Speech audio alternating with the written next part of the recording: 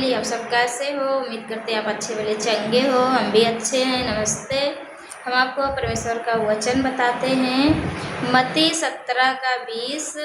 अगर आप लोग ये वचन सुनोगे तो आपका विश्वास बढ़ेगा, परमेश्वर आपको आशीष देगा।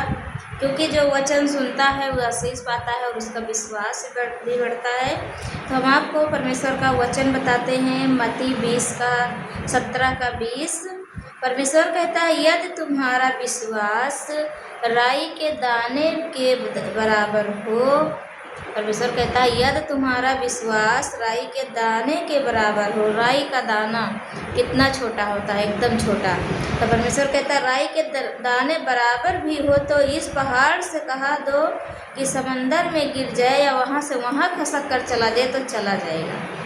दोस्तों, परमेश्वर क्या कहे, बहुत बड़ा विश्वास नहीं कह रहा कितना बड़ा विश्वास हो या कितना बड़ा। परमेश्वर कहता है राई के दाने भर विश्वास। तो राई का दाना कितना छोटा होता है दोस्तों? बहुत छोटा होता है।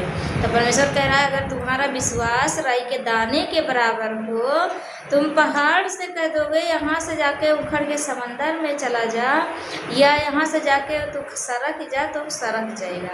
तो पहाड़ क्या है दोस्तों? हमारी परेशानी। परमेश्वर ने ये पहाड़ को नहीं कहा है, जो बड़े बड़े पहाड़ बने हैं उनको नहीं कहा है।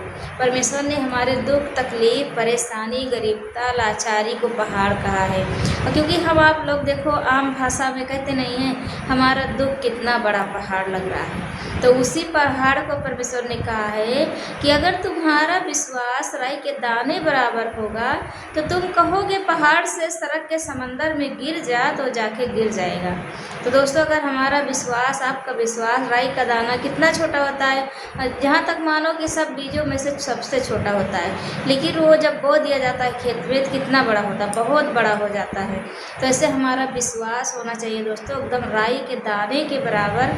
अगर तुम विश्वास परमेश्वर पे करते हो तो विश्वास हमारा बड़ा बन जाएगा। अगर राई के दाना पर विश्वास रखोगे तो बहुत बड़ा विश्वास बन जाएगा।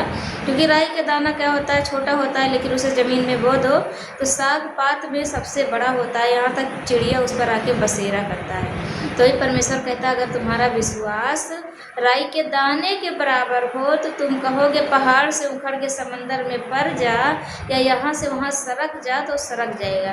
तो हमारा पहाड़ क्या है? दुख, तकलीफ, गरीबता, परेशानी, लाचारी।